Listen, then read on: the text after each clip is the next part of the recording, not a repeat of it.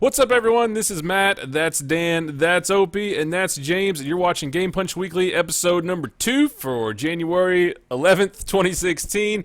We're watching the College Football National Championship over here. They're going into halftime, so we figured, hey, this is a great time to record a show about video games, right? Truth. We've got so as we said last week, this show is like a revolving cast of the Nerd Punch crew. Last week we had Dave with us, and this week we've got Opie and James. And welcome to the show. Yeah, welcome. To the show, welcome. Thanks for showing up, guys. Hey, we appreciate thank it. you. You're welcome. Thought we'd bring in some intelligence for episode 2. Well, I had prior engagements, so my agent went ahead and said that I could be on this show today. I like that. So, as always, we're going to keep these shows short, maybe about 30 minutes or so. We're just going to hit on a couple of pieces of gaming news from throughout the week and then talk about some games we've played or some stuff that we've done as related to video games. And today we want to talk about probably the biggest news that came out last week was the price of the Oculus Rift was announced. It's going to be a very, very inexpensive $599. Firstborn. Right. And under 600. Oh. Thank goodness, because that one extra dollar would have been a deal breaker. People were not really too thrilled with this because everybody was kind of thinking it was going to be in the $350 price range. And that didn't turn out to be the case. No, I think the DK2 was 250 or 300. And then all of a sudden it double jumped to 600 for the final product, which is not so happy with a lot of people. Well, they said that they thought earlier in the early stages they thought they could produce a unit for in the $300 to $400 range that would run on mid-range PCs, and as they worked on it some more, they found that wasn't necessarily the case. So let's get into why everybody hates it. Okay. There we go. It's a $600 price range, and you have to have a top-end machine. You have to have 3 USB 3.0 dedicated USB ports on your machine to run this bad boy. Way to go. Okay, so I'm out. Right. Forget laptops in general, even though their site says don't use a laptop anyways. But you need 3 USB 3.0 ports plus 1 USB 2.0. Complimentary Xbox One controller. I'm in.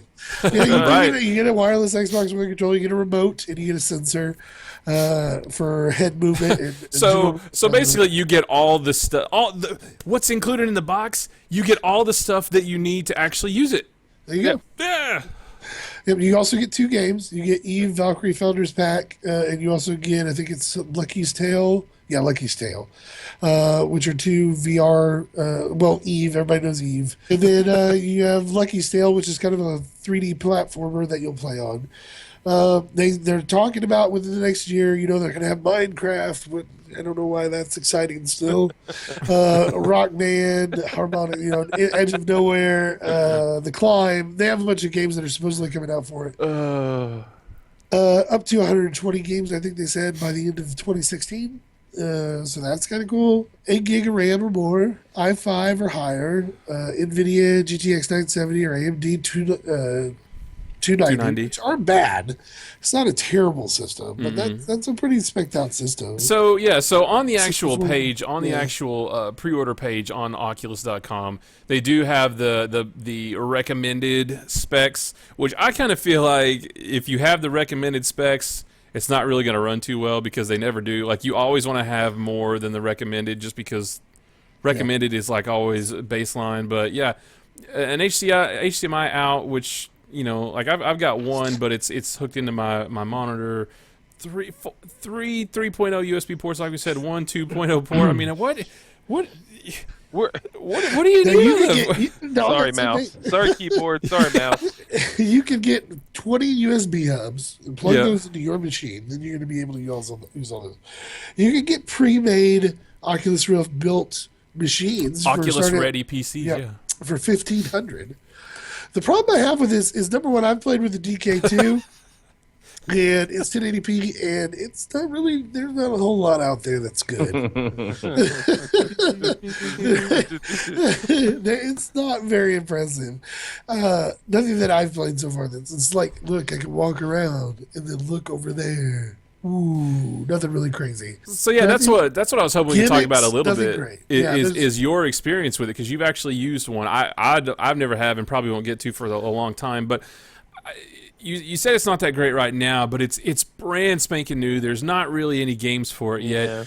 Yeah, but the developer kits have been out for years, for at least 2 to 3 years. Yeah, and there's still nothing really impressive at the top end software download and install. There's still and getting the thing to just run. And we were trying at work on a laptop, which they recommend don't play it on a laptop, so you need to get your desktop.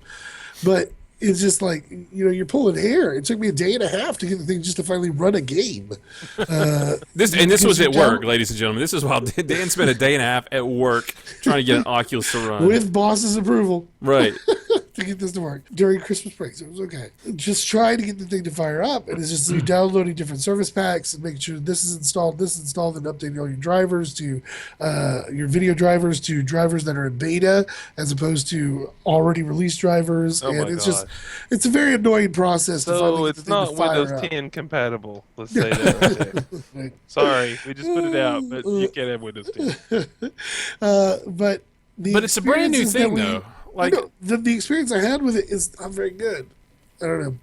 I'm not impressed. If they don't port over the game Rift to it, it'll be just a major disappointment. It's true. I gotta tell you, I never liked Rift ever. It's kind of a. No, wait. I'm thinking of Mist. Yeah. Mist. What are we? Rift. Rift? Rift is Rift. pretty good. The MMO. MMO. Yeah, my bad. yeah. I was thinking of Mist, which I didn't like at all because I thought it was boring at the time. I don't know. I might You're like it boring at the time. Shut up. Shut up. Your face is boring. I don't know. I messed with it, so I'm not super excited about it. But what do you guys think? Well, my question to you guys is: do you even think that this is the future? Because don't forget, it wasn't so long ago that Xbox 360 had the Kinect, and then PlayStation had the Move, and the Wii was all the motion, and everybody was doing the motion thing. Nobody's doing the motion. I know. Okay. But just sit there and you're involved. no, I know. But there was a time when motion was the future of gaming. And then everybody quickly found out, I don't want to wave my hand, so I'm sitting on the couch. I just want to use a controller. And now motion is pretty much dead. Is this, and I know this isn't like motion, but is this another thing that... Maybe. Until somebody makes something that's worth trying it out for. It has to have a breakthrough app of some type. It might be better in other environments and not gaming. Maybe in the medical field or maybe in other places where That's true. VR could be really useful. Yeah, I mean... I saw one where you would put the VR on and they would live stream a concert. So like you would watch a U2 concert live like in Belgium or whatever, and you were like sitting in the third row. Oh, nice. That's kind of cool. And but you would see them in real time. So it'd be like live streamed, and like Bono would be like, hey buddy. But it'd be like you were really there. So that would be cool. You're showing your boobs, and nobody's in the living And nobody's room, there. and nobody's there. I thought it was really cool when they started releasing the Android stuff, or YouTube did. And remember when I was freaking out about the soccer video? Yeah. Where you could hold your phone up and look around at the soccer ball, and you could see the guy next to you or whatever. Oh, well, you can. They even released the Amazon thing, the cardboard thing. Right. Yeah. And that actually ran better with tests of some of the other guys there. That actually, the motion was better captured in that than this $600 machine. Right. So, with the DK2. So, I don't know. I'm not excited about it. I don't need to buy a $1,500 gaming system. I've already got a computer, and it would run the Oculus. It's no big deal. But you're asking somebody to go out and, if they're not a PC gamer, to buy a brand new machine plus this. It's at least Steam has game boxes that you can buy for the living room, and then you can get their VR that's coming later. Or Sony already has a game system in your living room, and then their VR comes later. So you're not buying it all up at once. But this doesn't have that. It's maybe Oculus will be carried on Xbox because they're not planning on any VR stuff unless it's the tabletop Minecraft, the Blue Our Minds. What was it? That was pretty cool. The Windows lens. The lens. HoloLens. HoloLens. Yeah, so they have that, but that's different from a VR status. But anyways, I'm not impressed. I can see why a lot of people are upset, but Well, we'll see where it goes. I think a lot of gamers, PC gamers, I think they, I don't, but I think a lot of them already have a machine that will run it based on the specs that they've put out there. But it's just a matter of, do you want to drop $600 for this, for something that doesn't have a killer app yet? There's an article on The Verge, the one that I linked in our notes, about it being a one percenter's toy, that kind of thing. That's not fair, though. I mean, when PlayStation came out, it was $500. Well, so that's the thing. Is like, well, lots and lots of people paid $500 or $600 or whatever it was for a PlayStation and Xbox One. They paid $500 or whatever it was for the 360 and the PS3. I mean, everything. But those are known entities in the market. Right. They know that they're going to be supported very strongly by at least first-party gaming and third-party gaming. They know those will be carried very well. This is a brand new environment completely, so it's kind of hard to say, I'll drop $600 for that right now and hope that Insomniac makes a really cool game. Right. You know? I'm really interested to try one, but I don't think that now is the time to do it, because if you look like the PS4, it was $500 or $600. I don't remember when it first came out. Now you can get them for $300 or $350 or whatever. So if just like with any tech, if you wait long enough, it's going to drop in price, just like with TVs and anything else. I think this actually might be where games go in the future. I don't think we'll ever really get rid of controllers in the traditional sense, but you can't. But I think that maybe this is going to be where we go with it. But I definitely don't think this is the time to get involved in it. Well, the one picture I saw was kind of like, it'd be cool, like in cockpit type of games, like a mech warrior type game where you're controlling the warrior. You can look to your left or you can look to see your all the right. controls in front of you. And Elite Dangerous would be cool with this because you're sitting in your cockpit with all your dials and everything in front of you. You still have a controller though in your hands. So your body just feels. Now I did do like roller coaster ones. Like when you ride a roller coaster on it, your body will turn without it just goes thinking that you're actually riding the roller coaster. So I mean, it does put you in that environment. But Leisure Suit Larry. There you go. You know what I'm saying? Well, I don't have the article I was reading today, but they aren't ruling out porn. They did say that it's not going to be available on the Oculus Store, but they aren't ruling it out. If some dev out there wants to make that kind of thing for it, they'll allow it, just not through their official store. Japanese. Oh, sorry. But well, honestly, I mean, the porn industry is usually at the forefront of technology, so they'll probably be the ones to really make this thing work. So you want to sell units, man? Put porn on it. Well, yeah. And I was just going to ask you guys real quick before we move on. I linked another article that just actually came out today. The HTC Vive pre-orders starting on February 29th and shipping in April. So this is Steam's version or HTC's version of the Oculus that's going to, I guess, really work with Steam. Yeah. Is that right? Yeah. Yeah, the co-developer Valve. So, yeah, it's related, it's tied into Steam and all that. There is no price on this one that I see, but all Vive has to do is drop it $100. Yeah. They win. Well, that's what a lot of the comments are saying. This is on The Verge too. Yeah. But I'm kind of interested in this one because it has I think this is the one that has like the controllers. And it's got the front-facing camera. They just released the you get a camera with the Oculus too. You have a front-facing camera towards you. You have an Xbox 360 controller, but this is like the fancy like hand controllers. I know. But the Xbox 360 controller works really well with the Oculus. I'll go ahead and say that. Lots of the games work really well with it. So, in your guys' opinion, what in this type of environment, what comes first, the hardware in the development or the games? Like, does somebody have to say, "Hey, I want to make a game for this," or does the hardware have to be developed before people will start making games for it? Well, the hardware's there now. It's been out for a while, but no, people have to make the killer app. Once you get the killer app, sell units. Yeah, I agree. I think if you had asked that question a year ago, I would have said no. They need to probably. Obviously, I've never used one, but just from what I've read, they need to work on the hardware a little bit more. But I think we are there now. I think we're in the early stages of really making it great. But I think at this point it's okay. The hardware's more or less ready. But now you've got to have something to use it with, and I don't think that's where we're not yet. You know what would go good with this? What's that? The Power Glove. Ooh, back to the porn thing. No. You put that on and Power Glove. Well, I think the Vive will have the benefit with Steam. Because they'll already have a bunch of people who are kind of dependent on Well, and now, they got all their games through there. So maybe Oculus works with most of the Steam library as well. It's but not cut Steam off will, from- the Vive will be able to kind of like use that as like a promotion tool too. You know what I I mean? guess. Like, I mean, everything when you log into your Steam account and Oculus Rift is noticed or there, and you click VR, it'll bring up every game that's usable with it, and it doesn't just say Vive. You know, Oculus can play all those as well. So, I mean, there is a little bit of a library there for both. It just well, that's the depends first thing I would do if I was Valve is block all that.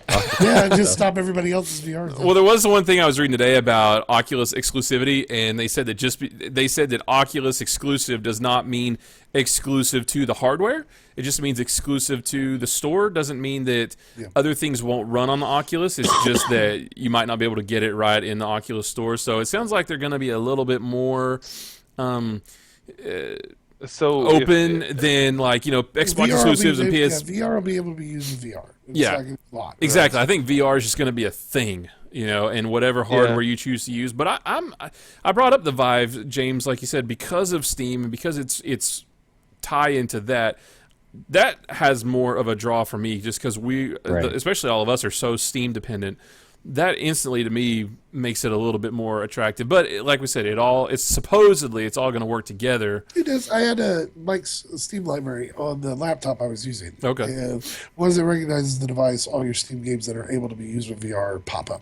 Nice. So, I mean, the Vive, I guess, if you didn't know that, you would jump for the Vive because it's made by Steam, thinking it might work better. But, I mean, even Steam has all that third-party gaming. It's not Steam. Steam just hosts the games. Well, so like I said, I think this is maybe where it's going, but it's just not the time yet. And I don't think any of us are really jumping on this. I don't have $600 to drop anyway, but... and I don't have 3 or 4 USB ports, and I have the bare minimum RAM and the bare minimum everything. So I'll be waiting for a while for this. But do you think that you would be able to play Diablo 3 and especially the new patch 2.4 Nice on segue. a VR? Bravo. Great segue. Thank you. Great segue. No, you can't play that on the Oculus. Okay. Tomorrow, the patch goes live for Diablo. You can tell how much I love Diablo 3. But Huge fan. But instead, I'm going to let Dan run through these. So 2.4 coming out. Season will start on the 15th, not tomorrow, but that'll give you a little bit of time to get used to everything that's happening in the new patch.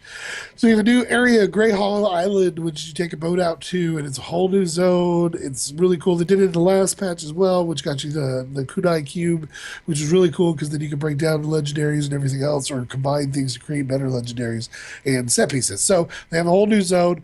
Most likely this will go around with something later on, the Empowered Rifts and some other things that involve the cube to learn new recipes. They've got expanded zones. So when you used to get to Leoric's Castle in Act 1, you had a whole staircase that was blocked off. Well, that's been removed, and now you have a whole new area to go out over there. And then there's a second section in one of these zones as well. In the ruins of Szechuan, I think there's a new branch out there. The Szechuan, like Szechuan chicken? Yes, just like Szechuan chicken. Like we used at Dragon Con in the little place right there. And it's called the Eternal Woods. So a big forest. They'll have new mobs, new traps, things like that, and new things to do out there. Tons of new bounties that are coming with it. If you play the open game, which is all bounties and running rifts, things like that. So that's the first two things. Really cool getting a bunch of new zones. You have new dungeons called set dungeons. So every class, I think there are 6 classes, and each class has 4 armor sets that they carry.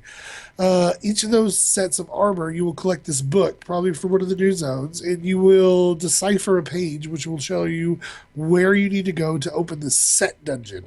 And when you go in, you will need to use the abilities that set would give you to make it through this dungeon. It is not a dynamic dungeon that'll change every time you come in. It's a set, static dungeon, but you want to beat the times and improve yourself, which at the end of the dungeon will give you either better versions of the equipment you're wearing, or more gold, or more XP. Yeah, this screenshot shows objectives: kill 157 monsters without taking fatal damage, get hit 75 spears. There you go. kill 5 elites, blah blah blah, like different thing. Yep. Time limit So- 426. Yeah. Yeah, and there'll be all kinds of bonuses that you'll get from that. I'm hoping that they give like legendary versions of or ancient versions of the legendaries that you already have. So you have legendaries and then you have ancient versions of those legendaries, which make them even more powerful. So I'm hoping that's what you get at the end of that. And they're timed, and you can get gold, silver, bronze, things like that. So you go from there, and they've done a new thing with Rift. So everybody's rich in Diablo 3. If you've been playing for a while, like I've got 2.5 billion gold. Wow. You can It's like now, winning the Diablo 3 Powerball. exactly. When you start a greater rift, you can now put money with that because there's not a lot of money sinks in the game. You can now put money and it increases as it goes up. In 1 through 25, I think is like, I don't know, 500,000. 26 through 50 is like, I don't know, a few hundred million. And then 51 through 75 is like a billion gold. And what it does is it gives you more opportunities. At the end of greater rifts, you get legendary gems that fall. And every time you finish a greater rift, you roll to increase that gem's level to make it more powerful. Well, if you empower your rifts, you'll get more chances to roll on that gem at the end of it. Instead of 2, you get 3 or 4 times to roll on it, which makes growing that gem faster, which makes you more powerful and gets you on into the game. Which is really cool. That's a super neat thing. But one of my favorite things in this whole thing is the revised buff bar. I know that sounds weird, but there's only like 8 spots on the bottom that can show your buffs. And after that, depending on how many buffs you have, you don't know what they're doing because you can't see them. So they've changed this up to where any kind of buff that just stacks gives you a bonus from a different class. It will be under one little icon that you can hold, you can click on or cursor over, and it'll be a drop up, and it'll tell you all the buffs you have at that moment and what they're earning. But for yourself, when you're playing and you have certain active abilities going, you want to make sure you're hitting your abilities at the right times and you're not burning, you're not over swapping too much and wasting too much energy. So now they have a green bar built into each action icon so that you can just at a glance look down and see how much longer Sanctuary is going to last or Cyclone Strike has. And so you know right when to hit the next one. It'll even brighten up the actual action token itself so it stands out. So it makes it very easy to pay attention to your action bar so you don't have to look at it as much while you're running through the dungeon. It sounds like the add-on I have in WoW for my rogue where I set it up to where when my ability is ready, it just pops up the number. Right. So instead of really playing WoW, I just wait for the number to pop up and then I hit that number, and it becomes just. And they're going to be changing all that too. Hey Matt, cheap shot that guy. I don't know what that is. Dude, listen, on my you know bar. what? Icy Veins doesn't tell me to do that. It wasn't in my rotation on Icy Veins. I'm just saying. You have a season rebirth, meaning that instead of having to create a new character every freaking time you go into a season, this character can go into the season. It's an already character that you've had in seasons before. You can bring it back in. All their gear and everything goes to your other bags, so they're free to use over and over again to go through seasons. So you can use the same character to go through each season. You don't have to create a new one every time. Oh, cool. Which is cool. And, of course, the greatest feature that they're offering is another tab.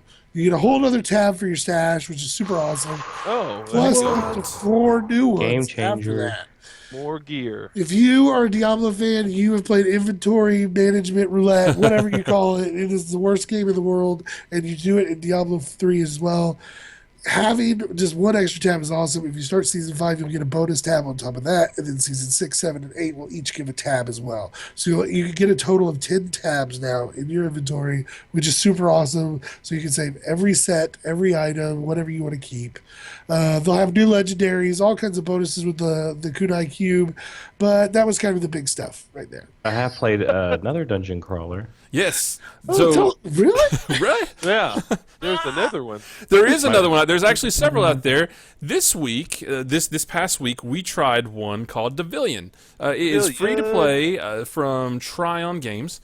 It's free to play. You can get it on Steam. You can get it through Tryon's Glyph service, and we thought we'd give it a shot. It's like James said, it's a dungeon crawler like Diablo or like Torchlight or any of the other ones out there. We thought we'd try it out, and I gotta say, guys, I didn't hate it. I liked it pretty well. It's definitely, I don't want to compare it to Diablo, even though that's the obvious comparison, but it's similar. You know, it's still the same isometric top-down view. I think that's the only part where it's similar is the isometric. Okay. I Well, think there's it like, plays there's all more- the loot and the gear and stuff like that, and There is, but it's not as looty as Diablo is. There's not. not as much loot that falls in this as you would in Diablo. Diablo is a over and over dungeon grinder with tons of loot. It's a loot run. That's all it is. yeah. This is more of a Diablo look of the isometric and WoW questing line.